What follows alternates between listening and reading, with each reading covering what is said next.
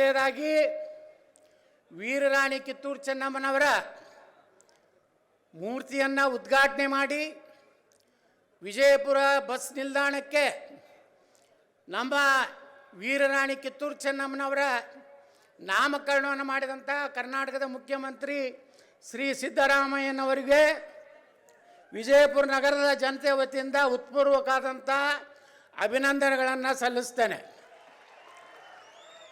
ಅದಕ್ಕಾಗಿ ವಿಶೇಷ ಪ್ರಯತ್ನ ಮಾಡಿದಂಥ ನಮ್ಮ ಜಿಲ್ಲೆಯ ಉಸ್ತುವಾರಿ ಸಚಿವರಾದಂಥ ಡಾಕ್ಟರ್ ಎಂ.ಬಿ. ಪಾಟೀಲ್ರಿಗೆ ಮತ್ತು ನಮ್ಮ ಸಾರಿಗೆ ಸಚಿವರಾದಂಥ ಶ್ರೀ ರಾಮಲಿಂಗಾರೆಡ್ಡಿ ಅವರಿಗೆ ನಾನು ವಿಜಯಪುರ ಜಿಲ್ಲೆಯ ಜನತೆ ಪರವಾಗಿ ಹೃತ್ಪೂರ್ವಕವಾದಂಥ ಕೃತಜ್ಞತೆಗಳನ್ನು ಈ ಸಂದರ್ಭದಲ್ಲಿ ಸಲ್ಲಿಸ್ತೇನೆ. ಯಾಕಂದರೆ ಅಭಿನಂದನೆಯನ್ನು ಹೇಳಬೇಕಾಗಿದ್ದು ನನ್ನ ಧರ್ಮ. ನನ್ನ ಸಂಸ್ಕಾರ ಏನು ಕಲಿಸಿದೆ ಅಂದರೆ, ಇವತ್ತು ಸಿದ್ದರಾಮಯ್ಯನವರು ಒಳ್ಳೆ ಕೆಲಸ ಮಾಡಿದಾಗ ಸರ್ಕಾರದ ಕಾರ್ಯಕ್ರಮದಲ್ಲಿ ಅವರಿಗೆ ಅಭಿನಂದನೆಯನ್ನು ಗೌರವ ಕೊಡುವಂಥದ್ದು ನನ್ನ ಧರ್ಮ ಮತ್ತು ಕರ್ತವ್ಯ ಅಂತ ನಾನು ತಿಳ್ಕೊಂಡಿದ್ದೇನೆ. ಇದಕ್ಕಾಗಿ ಯಾರಿಗೂ ಅಂಜುವ ಅವಶ್ಯಕತೆ ನನಗಿಲ್ಲ. ಮತ್ತು ನಾನು ಸಿದ್ದರಾಮಯ್ಯನವರೇ ಏಜೆಂಟ್ ಅಲ್ಲ.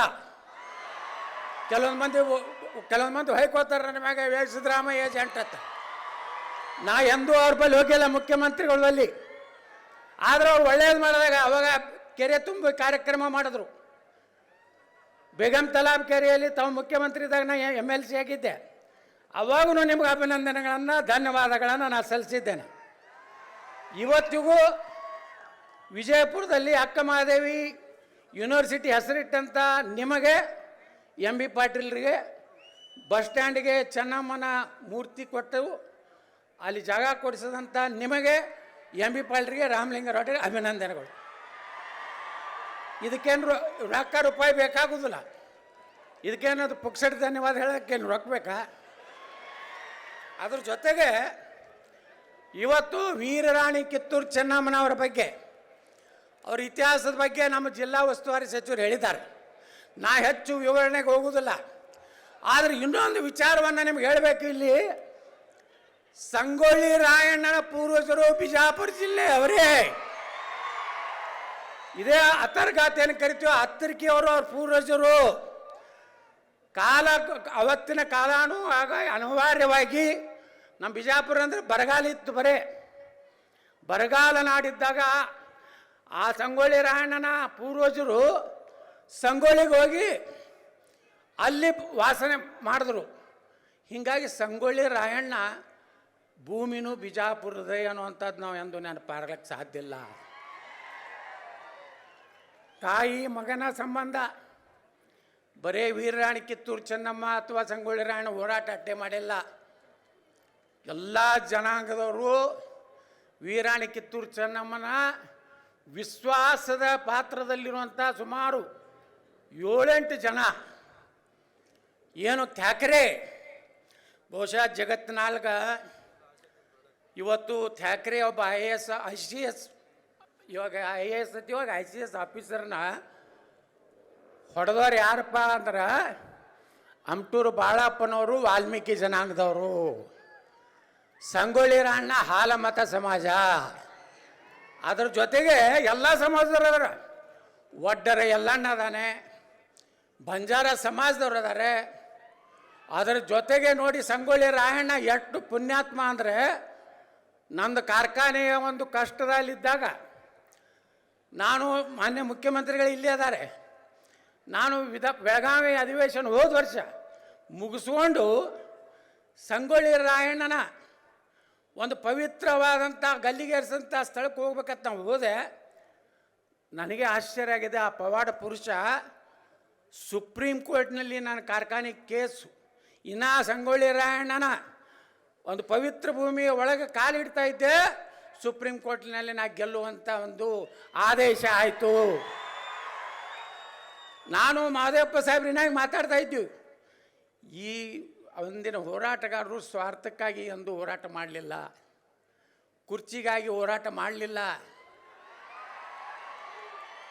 ಇವತ್ತು ವೀರರಾಣಿ ಕಿತ್ತೂರು ಚೆನ್ನಮ್ಮನೊಳಗೆ ಗಟ್ಟಿ ನಿಂದಿರಬೇಕಾದ್ರೆ ಸಂಗೊಳ್ಳಿ ರಾಯಣ್ಣ, ಅಮಟೂರು ಬಾಳಪ್ಪ, ಒಡ್ಡರ ಎಲ್ಲಣ್ಣ ಇವರೆಲ್ಲ ರೊಕ್ಕಕ್ಕಾಗಿ ನಿಲ್ಲಲಿಲ್ಲ, ಈ ದೇಶದ ಸ್ವಾತಂತ್ರ್ಯಕ್ಕಾಗಿ ಹೋರಾಟ ಮಾಡಿದಂಥ ಪುಣ್ಯಾತ್ಮರು. ನಾವು ಬರೀ ವೀರರಾಣಿ ಕಿತ್ತೂರು ಚೆನ್ನಮ್ಮ ಒಂದು ಜಾತಿಗೆ ಹೋಲಿಸ್ತೀವಿ ಅಲ್ಲ. 1857ಕ್ಕಿಂತ ಮುಂಚೆ ಭಾರತದಲ್ಲಿ ಒಬ್ಬ ಮಹಿಳಾ ಸ್ವಾತಂತ್ರ್ಯ ಹೋರಾಟಗಾರ್ತಿ ಯಾರಪ್ಪ ಅಂದರೆ ಅದು ವೀರರಾಣಿ ಕಿತ್ತೂರು ಚೆನ್ನಮ್ಮ, ಕ್ರಾಂತಿವೀರ ಸಂಗೊಳ್ಳಿ ರಾಯಣ್ಣದ ಭಾಳ ಅಭಿಮಾನದಿಂದ ಹೇಳಕ್ಕೆ ನಾನು ಬಯಸ್ತಾ ಇದ್ದೀನಿ ಬಂಧುಗಳೇ. ಈಗ ಇಷ್ಟಕ್ಕೆ ಸಾಕಿದು, ಇನ್ನು ಮುಂದೆ ನಮಗೇನು ಬೇಕು ಅನ್ನೋ ಒಂದು ಬೇಕಲ್ಲ. ಅವ್ರು ಗಲ್ಲಿಗೇರ್ಸೋದತ್ತು ನಾವೆಲ್ಲ ಮಾತಾಡ್ತೀವಿ, ಆದ್ರೆ ಅವ್ರ ಜೋಡ 7 ಮಂದಿನ ಗಲ್ಲಿಗೇರ್ಸಿದ್ರು. ಎಲ್ಲ ಜನಾಂಗದವರು 7 ಮಂದಿ ಪ್ರಾಣ ಕೊಟ್ಟರು ನಗನಗತ. ಹೆಂಗೆ ಭಗತ್ ಸಿಂಗು ಈ ದೇಶಕ್ಕೆ ನಗನಗತ ತನ್ನ ಗಲ್ಲಿಗೆ ಇರಿಸುವಂಥ ಕಾಲದಲ್ಲಿ ನಕ್ಕೊತ್ತ ಪ್ರಾಣ ಕೊಟ್ಟ, ಹಂಗೆ ಸಂಗೊಳ್ಳಿ ರಾಯಣ್ಣ ಜೊತೆಗೆ ಸಂಗೊಳ್ಳಿಯ ರಾಯಣ್ಣ ರೋಗಣ್ಣವರು, ಇವರು ಸಂಗೊಳ್ಳಿ ರಾಯಣ್ಣ, ರೋಗಣ್ಣವರ ಅಡ್ಡ ಹೆಸರು. ಬಾಳು ನಾಯಕ್, ಮಲ್ಲ ನಾಯಕ್ ವಾಲ್ಮೀಕಿ ಜನಾಂಗದವರು, ಬಸಲಿಂಗಪ್ಪ ಹನಬರಟ್ಟಿ, ಕರಬಸಪ್ಪ ಬೆಳವಡಿ, ಭೀಮಾ ಜಿಡ್ಡಿಮನಿ ಹೊಗರ್ತಿ, ಕೆಂಚಪ್ಪ ಸಂಗ್ರೇಸ್ಕೊಪ್, ಅಪ್ಪೋಜಿ ನಾಯಕ ಸುತ್ತಗಟ್ಟಿ. ಇವರಿಗೆ 7 ಮಂದಿಗೆ ಒಂದೇ ದಿವಸ ಸಾರ್ವಜನಿಕವಾಗಿ ಗಲ್ಲಿಗೇರಿಸಿದ್ರು. ಜೀವಾವಧಿಗೆ ಶಿಕ್ಷೆಗೆ ಒಳಗಾದಂಥವ್ರು ರುದ್ರ ನಾಯಕ್, ನೀಲಾ ನಾಯಕ್ ಬೆಳವಡಿ, ಎಲ್ಲ ನಾಯಕ್ ಬೆಳವಡಿ, ಅಪ್ಪುಹುಣಿ ತಿಗಡೊಳ್ಳಿ, ರಾಣೋಜಿ ಕೊಂಡ ಮಜ್ಜಿಗವಾಡ, ಕೋನೇರಿ ತೋಪಿನಕಟ್ಟಿ, ನೇಮಣ್ಣ ಕೊಡಚೋಹಾಡ್. ನೋಡ್ರಿ, ಅವ್ರು ಯಾರೂ ಹೆಸರು ಇಲ್ಲ, ಅವ್ರದ್ದು ಎಲ್ಲಿ ಫೋಟೋ ಇಲ್ಲ. ಆದರೂ ನಾವು ಎಲ್ಲ ಇವತ್ತು ನೆಮ್ಮದಿಯಿಂದ ಈ ದೇಶನಾಗ ಇರಬೇಕಾದ್ರೆ ಅಂಥ ಪುಣ್ಯಾತ್ಮರ ಪಾದ ಕಮಲಗಳಿಗೆ ನಾನು ನಮಸ್ಕಾರ ಮಾಡಿ, ಇವತ್ತು ಈ ಕಾರ್ಯಕ್ರಮ ಸರ್ಕಾರ ಕಾರ್ಯಕ್ರಮ, ಇಲ್ಲೇನು ಟೀಕೆ ಟಿಪ್ಪಣಿ ಇರುವುದಿಲ್ಲ. ನಮ್ಮ ಮಾಧ್ಯಮದವ್ರು ಹೇಳ್ತಾರೆ ಯತ್ನಾಳ್ ಭಾಳ ಸಪ್ಪೆ ಮಾತುಗಳನ್ನು ಮಾತನಾಡಿದರು ಅಂತ ಬರೀತಾರೆ. ಅದಕ್ಕೆ ನಾ ಮಾನ್ಯ ಮುಖ್ಯಮಂತ್ರಿಗಳಿಗೆ ವಿನಂತಿ ಮಾಡ್ಕೋದೇನೆಂದ್ರೆ, ನಮ್ಮ ವಿಜಯಪುರ ನಗರಕ್ಕೆ ಇವತ್ತು ಸುಮಾರು 160 ಕೋಟಿ ರೂಪಾಯಿ ಒಂದು ಫ್ಲೈಓವರ್ ಆಗಬೇಕಾಗಿದೆ.